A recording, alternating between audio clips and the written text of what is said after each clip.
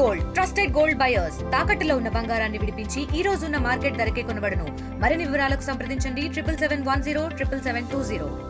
గత కొన్నేళ్లుగా బెట్టింగ్ యాప్లకు సంబంధించి కొంతమంది మృతి చెందిన ఘటనలు వెలుగులోకి వస్తున్నాయి. నిజామాబాద్ జిల్లాలో ఓ వ్యక్తి బెట్టింగ్ యాప్లో అలవాటు పడి తన డబ్బులు పోగొట్టుకొని 5 లక్షల అప్పు చేసి ఇంట్లో కుటుంబ సభ్యులకు తెలియకుండా ఇబ్బందులు పడుతున్న క్రమంలో కుటుంబ సభ్యులకు తెలియకుండా ఇంటిపై దాబాపై వెళ్ళి గడ్డి మందు తాగి ఆత్మహత్యకు పాల్పడ్డాడు. ఆత్మహత్యకు పాల్పడ్డ నేపథ్యంలో కుటుంబ సభ్యులు గుర్తించి ఆకాష్ను ఆసుపత్రికి తరలించి వారం రోజులుగా చికిత్స పొందుతూ మృతి చెందిన ఘటన నిజామాబాద్ జిల్లాలో చోటు చేసుకుంది. ఏదైతే ఆకాష్ నిజామాబాద్ నగరంలో ప్రైవేట్ కంపెనీలో పెట్రోల్ బంక్లో పనిచేస్తున్నట్లు తెలిసింది. అసలు ఆకాష్ బెట్టింగ్కు ఎప్పుడు అలవాటు పడ్డాడు, ఏం జరిగింది అనే దానికి సంబంధించి గ్రామస్తులు ఉన్నారు. వారు చెప్పండి, అసలు ఆకాష్ బెట్టింగ్ యాప్కు గురై బలయ్య చనిపోయాడు, దానికి అంతకు అసలు మీకు ఎలా తెలిసింది బెట్టింగ్ ఆడుతున్నట్లు, అసలు ఏం జరిగింది? అతను చాలా రోజుల నుంచి కూడా బెట్టింగ్ ఆడతాడు. ఆ విషయం కూడా చాలామందికి తెలుసు గ్రామంలో కూడా. ఆయన దాదాపు ఒక 5-6 సంవత్సరాల నుంచి కూడా ఈ యాప్కి అలవాటు పడ్డాడు. అలవాటు పడ్డ తర్వాత కూడా ఎప్పుడు ఇంటికాడ ఉండకపోతుండే, పని చేసుకుంటుండే, కష్టపడుతుండే, పని చేసుకుంటుండే, కష్టపడిన పైసలు మొత్తం బెట్టింగ్ యాప్లో పెడుతుండే. అట్లా దానికి మొత్తం అట్రాక్ట్ అయ్యి మొత్తం బెట్టింగ్ యాప్ తప్ప ఆయనకు వేరే ఉద్దేశం ఉండదు. ఆ యాప్ లేకపోతే ఆయన చనిపోయే ముందు ఒక రోజు ముందు కూడా అడిగితే ఏం చేసిండంటే, ఏమైంది ఇట్లా పరిస్థితి ఏమైందంటే, అన్న నేను ఒక 5 లక్షలు అప్పు చేసిన, ఆ అప్పు కూడా తీర్చిన, మరి అప్పు తీర్చి చనిపోవాల్సిన పరిస్థితి ఏమైందంటే నెక్స్ట్ కూడా ఆ యాప్ లేకపోతే బతకలేని పరిస్థితి, ఖచ్చితంగా అది ఆడపోతే నాకు మనసులో పట్టదన్న అని చెప్పిండు. అంటే దీన్ని బట్టి ఏమర్థమవుతుందంటే ఆయనకు ఫ్యామిలీ ఏమంత ముఖ్యం కాదు, ఈ యాపే ముఖ్యం, బెట్టింగ్ యాపే అనేది ముఖ్యం, అది లేకపోతే బతకలేను అనే పరిస్థితికి వచ్చిండు. ఆ పరిస్థితుల్లో అక్కడక్కడ చాలా మటుకు అప్పులు చేసి ఆ అప్పులు కూడా తీర్చుకుంటూ వచ్చిండు. ఫ్యూచర్లో ఇంకా యాప్ ఎట్లా ఆడాలా, దానికోసం డబ్బులు ఎట్లా, కుటుంబంని కూడా పోషిస్తలేను, వచ్చినాయి కూడా యాప్కే డబ్బులు పెడుతున్నా అనే ఉద్దేశంతో మానసిక శోభకు గురై ఎమర్జెన్సీ అనే గడ్డి మందు తెచ్చుకుని డాబా మీద తాగేం చేసిండంటే ఆయన ఫ్రెండ్స్కి ఫోన్ చేసిండు, అన్న నేను ఇట్లా గడ్డి మందు తాగినా అని చెప్పేసి.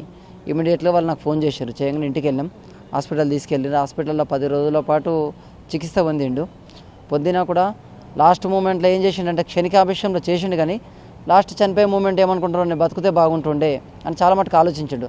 అన్న నేను బతుకుతానంటే పాజిటివ్ చెప్పినాం. ఎందుకంటే ఆ గడ్డి మందు తాగినప్పుడు చనిపోతారని తెలిసి కూడా ఏదో పాజిటివ్గానే చెప్పినాం, బతుకుతావులే, అట్లా ప్రాబ్లం ఏం కాదు, గవర్నమెంట్ హైదరాబాద్ నుంచి డాక్టర్లు రాస్తున్నారు అనే విషయం చెప్పినాము. కానీ క్షణికావేశంలో చేసిండు, కానీ చనిపోయే ముందు మాత్రం చాలా బాధను అనుభవించిండు. అబ్బా నేను పొరపాటున తాగినా అని చాలా ఆలోచిస్తూ కూడా మృతి చెందడం జరిగింది. చనిపోయే ముందు కూడా పిల్లల గురించి బాగా ఆలోచించారు, నా భార్య ఎట్లా, నా పిల్లలు ఎట్లా, నా కుటుంబం ఎట్లా అనే ఆలోచన తాగిన తర్వాత వచ్చింది.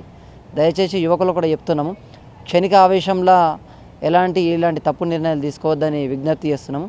అదేవిధంగా ఈ విషయంపై గవర్నమెంట్ కూడా చాలా సీరియస్గా ఉంది. ఈ మధ్య చూస్తున్నాం, ఈ గత సంవత్సరం రోజుల్లో కూడా చాలా సీరియస్గా ఉంది. ఇప్పుడు వచ్చిన సిపి గారు కూడా చాలా మటుకు ఈ బెట్టింగ్ యాప్ పైనే మాట్లాడుతుండ్రు. ఎందుకంటే ఇలాంటి సంఘటనలు చాలా జరుగుతున్నాయి కాబట్టి ఈ యాప్ పైనే బాగా మాట్లాడుతుండ్రు. ఎవరు కూడా వాటి జోలికి పోకుండా చర్యలు తీసుకుంటారు. నిన్న కంప్లైంట్ చేసిన వెంటనే సిపి గారు కూడా చర్యలు తీసుకున్నారు. ఈ క్యాండిడేట్ది ఎవరైతే ఆకాష్ చనిపోయిన వ్యక్తి ఉన్నాడో అతని ఫోన్ నెంబర్ తీసుకున్నాడు, ఏ సిమ్స్ వాడిండో తీసుకున్నాడు డీటెయిల్స్. దాంతోపాటు 2 ఫోన్లలో వాడిండు, ఆ 2 ఫోన్లు కూడా పోలీస్ స్టేషన్కు తెప్పించుకున్నాడు. దానిపై తదుపరి చర్యలు తీసుకోవడానికి దానిపై కూడా అన్ని రకాలు కూడా పోలీస్ సిబ్బంది అయితే సహకరిస్తుంది. చెప్పండి, ముఖ్యంగా ఆకాష్ చనిపోకముందు మీకు బెట్టింగ్ ఆడుతున్నట్లు తెలిసిందని చెప్పారు. గత కొన్ని రోజులుగా బెట్టింగ్ ఆడుతుంది, అసలు మీరు ఎప్పుడు కూడా మందలించలేదు? బెట్టింగ్ ఆడుతుండనే తెలుసు, కానీ ఇంత దానికి బానిసండి అనే విషయం తెలియదు. ఒకసారి ఏం చేసిండంటే ఈ ఐపీఎల్ బెట్టింగ్లో పక్క గ్రామంలోతోని ఈ ఆన్లైన్ బెట్టింగే కాకుండా పక్క దాంట్లో కూడా వేరేలతోని మధ్యవర్తులు ఎవరు ఉంటారట, ఆ మధ్యవర్తుల ద్వారా కూడా చాలా గేమ్స్ ఆడిండు. ఆ మధ్యవర్తులతో గొడవలు కూడా అయిన సందర్భంలో మా దగ్గరికి ఇష్యూ వచ్చినప్పుడు అరే గిదేంద్ర బాబు అని చెప్పేసి వాళ్ళని మందలించి చేసి పంపినాము. ఇట్లాంటి ఇంకొకసారి చర్యలు తీసుకుంటే బాగుండదు, మేము పోలీస్ స్టేషన్లో కంప్లైంట్ చేస్తామని కూడా చెప్పినాము. ఆ మధ్యవర్తులు ఎవరెవరు ఆడతారనేది వీళ్ళు ఎట్లా అంటే ఆ మధ్యవర్తుల పేర్లు కూడా చెప్పారు, కనీసం పానంబోతు ఒప్పుకుంటారు కానీ మధ్యవర్తుల పేర్లు చెప్పారు. అది దానివల్ల కూడా కేసు విషయంలో కూడా నాకు తెలిసి పోలీసులకు కొద్దిగా ఇబ్బందులు కావచ్చు, మధ్యవర్తుల పేరు చెప్తలేరు. ఈ ఆన్లైన్ బెట్టింగ్ అయితే చాలా ఘోరం. అది వాళ్ళు ఎక్కడ ఉంటారో తెలియదు, ఎక్కడ చేస్తారో తెలియదు, ఏ పద్ధతిలో ఉంటుందో తెలియదు. ఆ రష్ అనే బెట్టింగ్ అట యాప్, ఆ యాప్కు కలర్ ట్రేడింగ్ అట, ఈ 2 యాప్లో కూడా బలైపోయి 5.5 లక్షలు ఓటుకున్నాడు. ఇంకా కొద్ది కూడా ఫ్యూచర్లో ఆడడానికి కూడా బాకీలు చేసిండు. అంటే ఇప్పుడు ఇటీవల కాలము 25,000 బెట్టింగ్ ఆడి పోగొట్టుకున్న పరిస్థితి ఆయన స్నేహితులు చెప్తున్న పరిస్థితి. మీకేమైనా తెలుసా ఇటీవల కాలంలో 25,000 ఒకటే రోజు ఆడి పోగొట్టుకున్న పరిస్థితి? నేను హాస్పిటల్లో లాస్ట్ వరకు కూడా మంచిగా మాట్లాడిండు ఆయన. మంచిగా మాట్లాడితే అడిగిన, నా దగ్గర వీడియోస్ కూడా ఉన్నాయి. నన్ను ఏం జరిగింది, ఎట్లా జరిగింది, ఇప్పుడైనా చెప్తే ఇంకా ఫ్యూచర్లో ఎవరికైనా ఇట్లాంటి పరిస్థితులు రాకుండా ఉంటాయి. ఎవరైనా నీకు ఒత్తిడి చేసిండ్రా, ఎవరైనా ఇబ్బంది చేసిండ్రా డబ్బుల విషయంలో, ఎన్ని పోగొట్టుకున్నావు, బయట అయితే తెలిసింది మరి 20-25,000 అంటారు అంటే లాస్ట్కి చెప్పిండు. మాకు కూడా ఫస్ట్ 20-25,000 అన్న పరిస్థితి అన్నాడు. కానీ నిజం చెప్పు, ఏ టైంలో నిజం చెప్పకపోతే కరెక్ట్ కాదు కదా, మేము అన్ని విధాలుగా సహకరిస్తున్నాం, నీకు ఏదైనా ఇబ్బందులు ఉంటే హెల్ప్ చేస్తామంటే, అన్న 20-25,000 కాదు, నేను బయట ఏదో మంది బాధకు 20-25,000 అని చెప్పినా కానీ నేను నిజానికి పోగొట్టుకున్నది 5.5 లక్షలు అని చెప్పిండు. దానికి సంబంధించిన వాయిస్ రికార్డు కూడా నా దగ్గర ఉంది. ఇప్పుడు చెప్పింది 5.5 లక్షలే, కానీ ఇంకా ముందు ఎంత ఓటుకున్నాడో తెలియదు. ఈ మధ్య ఓటుకున్నది 5.5 లక్షలు. దానికోసం బయట అప్పులు చేసిండు. ఆ అప్పులలో కూడా దాదాపు అన్ని తీర్చేసిండట. ఇంకొక 70,000 అప్పు ఉందట. చెప్పిండు, అన్న అప్పున్న వాళ్ళు కూడా నాకు ఎట్లాంటి ఇబ్బంది పెట్టాలి, నేను వాళ్ళ దగ్గర ఎందుకోసం అడిగినా, నాకేదో ప్రాబ్లం ఉంది, పర్సనల్ ప్రాబ్లం అని అడిగినా, యాప్ అని చెప్తే ఎవరు నాకు డబ్బులు ఇవ్వకపోతుండే, పర్సనల్ ప్రాబ్లం అని చెప్పిన, ఇంకొక 70,000 అయితే నేను బయట కట్టాలని చెప్పిండు. అయితే నువ్వు ఎక్కడ పనిచేసేవాడు? ఇక్కడ ఖానాపూర్ బైపాస్ దగ్గర చౌరస్తా దగ్గర ఇండియన్ పెట్రోల్ బంక్ ఏదో ఉంది, ఈ Bharat petrol bunk. Bharat petrol బంక్లో ఒక 2-3 సంవత్సరాల నుంచి పనిచేస్తుండు. అంతకుముందు ఒక 2-3 సంవత్సరాలు గీడ సాయిరెడ్డి పెట్రోల్ బంక్లో పనిచేసిండు. అంతకుముందు కొండూరులో కూడా పనిచేసిండు. అప్పటి నుంచి అయితే పని మంతుడే, పని విషయంలో మీద చేస్తుండే, పని చేస్తుండే. కొద్దిగా 1 ఎకరం పొలం ఉంది, వ్యవసాయ కుటుంబమే. కొద్ది ఎకరం అయితే పొలం ఉంది. అన్నదమ్ముళ్ళు ఎవరు లేరు, ఒక్కడే. చెప్పు కాక, ఆకాష్ ఎట్లుంటుండే మీతో అప్పుడప్పుడు? మాది పక్క విలేజ్ కాలూరు. వాళ్ళ నాన్నమ్మకు 10-20 సంవత్సరాల నుంచి ఫ్రెండ్షిప్గా ఉన్నాడు. అప్పుడప్పుడు చెప్తుండే, అరే మా కొడుకు ఇంటలేడే, మరి ఇటు మహారాష్ట్ర పోతాడు, అప్పుడప్పుడు నిజామాబాద్లో తిరుగుతాడు, ఏమో బెట్ అంటున్నాడు, బెట్టులా ఆడుతున్నాడు, మరి అది నాకు ఏం చెప్తలేడే, ఇంటికి కూడా రాడు సరిగా, డబ్బులు అడిగితే కూడా ఒక 20,000-10,000 ఇస్తా ఉన్నా, కానీ నాకైతే తెలియదు, మరి ఆడు బెట్ ఆడి పూర్తిగా బాకిలా మునిగిపోయాడు మనం అని చెప్పేవాడు. అయినా ఆ బాబుని కూడా నేను అప్పుడప్పుడు మాట్లాడిస్తుంటారే, నాన్న నువ్వు అట్లా చేసుకోకురా, నువ్వు మీ తల్లిదండ్రులు చాలా బీద కుటుంబము, కూలి చేసే కుటుంబము, మీ నాన్నకు అమ్మకు అనుకూలం ఉండాలిరా నాన్న చెప్పి అన్నా కానీ ఆడు పట్టించుకోపోతుండే. ఆడు బెట్టులకు అలవాటు పడి మహారాష్ట్ర అటు నాందేడు కూడా పోతున్నాడని చెప్పి తండ్రి అప్పుడప్పుడు నాతో చెప్తుండే, అరే నాన్న, అరే గంగారాం నువ్వు మంచిగా అని దగ్గరలో తీసుకొని కూర్చొని ఏదైనా మనం ఇద్దరం కూర్చొని ఆడికి ఏదైనా సమాధానం చెప్తాం రా, నీ ఆగం కానియద్దని చెప్పి అనేవాడిని. అయినా కానీ ఆడు వినకపోతుండే. బెట్ట అంటే చాలా అది పూర్తి మునిగిపోయింది అంట. పోయి పాపం వాడు 5 లక్షలు 4 లక్షల రూపాయలు బాకీ చేసిండు. అప్పుడప్పుడు డబ్బులు అడిగేవాడు, తల్లిదండ్రులు బెదిరించి అడిగి డబ్బులు తీసుకుపోయేవాడు, బెట్టెలో పెట్టేవాడు.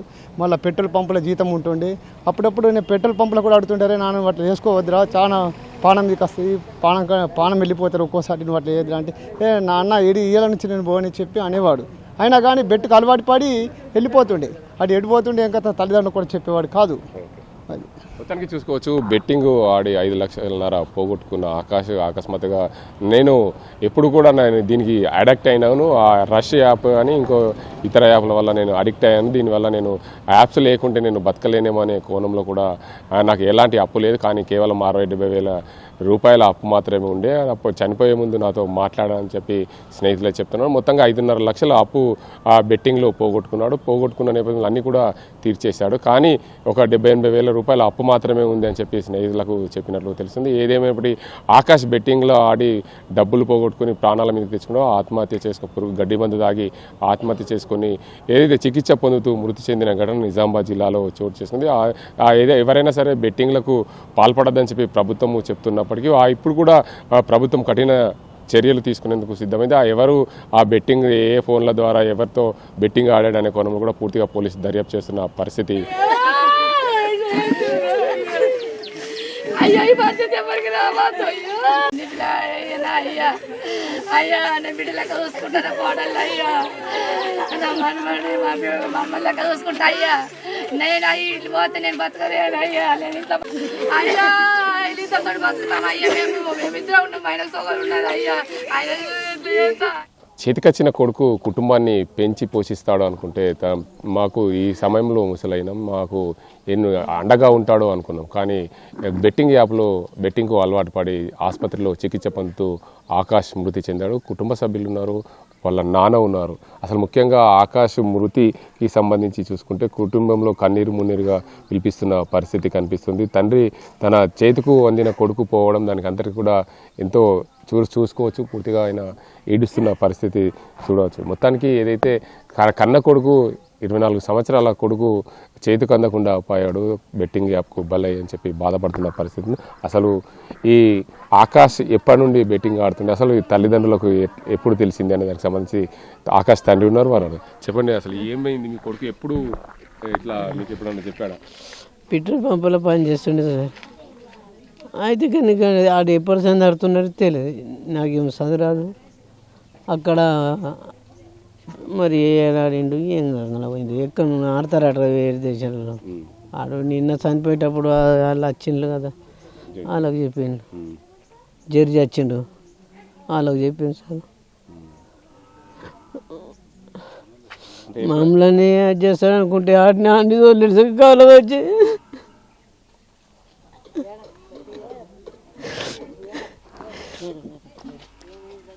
ఇప్పుడు బెట్టింగ్లో పైసలు పోగొట్టుకున్నాడు, అదే కథ.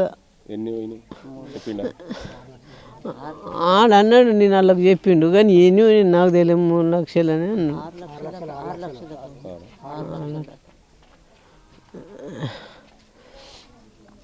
ఆ బాధకు నాకు కూడా చెప్పలేదు సారు.